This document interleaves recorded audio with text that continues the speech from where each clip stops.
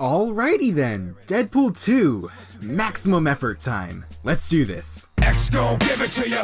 Fuck, wait for you to get it on your own. X gon' deliver to ya. Knock, knock, open up the door, it's real. With the non-stop. So it's no secret that reviewing comedies is almost as hard as writing them, but luckily for me, this won't be a problem with Deadpool 2. Don't get me wrong, the movie is freaking hilarious. It's just that Deadpool brings more to the table than just constant dick jokes and superhero references. But as Deadpool himself points out, the Merc with a Mouth's second motion picture is a family film with an incredible ensemble cast. Of course, everyone from the first film makes it into the second. Deadpool's girlfriend and soulmate Vanessa makes a return, as does Dopinder, who has become determined to follow in Deadpool's footsteps as a contract killer, and Colossus comes back to wag a finger at just about the entire movie. Yeah, pretty much every character you love from the first is here, even down to some of the background actors. And naturally, we also get a healthy dose of new faces. By far my favorite of the bunch being Domino, a mutant with the power of being incredibly lucky, who is also a badass in her own right. There's also Russell, a troubled teen that I'll get to in a second, and Cable, who's sort of the anti-Deadpool in this film. An over-serious soldier that's out for revenge who only speaks in a grim, gravelly voice. See, Russell grows up to be the supervillain that kills his family, so Cable naturally decides to call T2 and go back in time to kill Russell while he's still a kid. The only problem is that through some wacky hijinks and several suicide attempts, Wade's become kind of attached to Russell, seeing him as his only hope of redemption. And what plays out is exactly what a Deadpool movie should be. A sarcastic exploration of just how many ways a human body can be shot, stabbed, torn apart, squished, bent, burnt, blown away, mutilated, and fucked. In other words, Deadpool's just plain fun.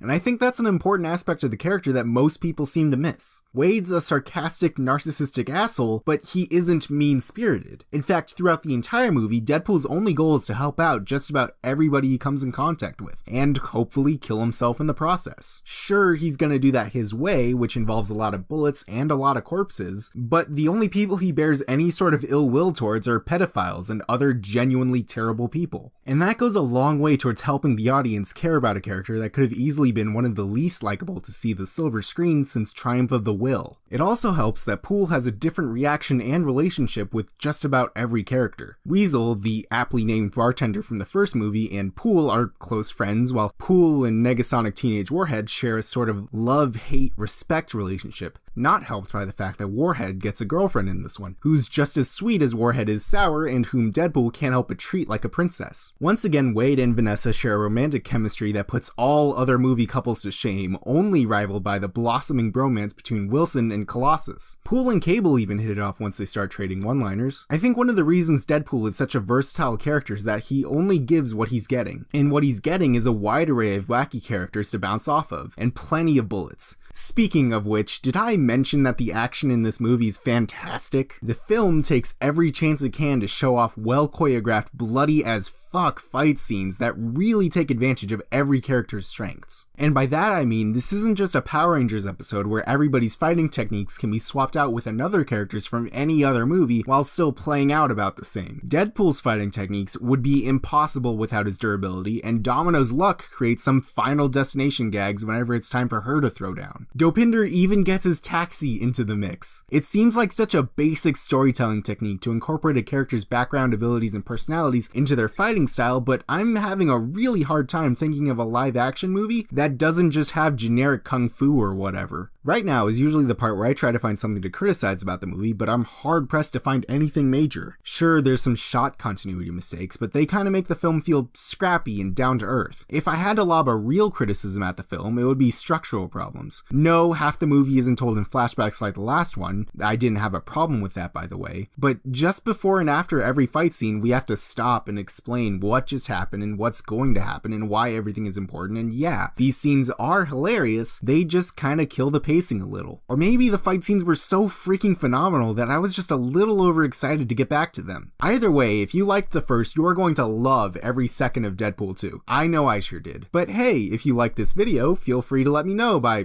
liking this video, or maybe even subscribing? Who knows? But if you don't, it's all cool. My name's not important anyways. Thank you for watching. Laters. Well, we gonna rock, then we gonna roll, then we let it pop, don't let it go. Come on, X gon' give it to ya, he gon' give it to ya, X gon' give it to ya, he gon'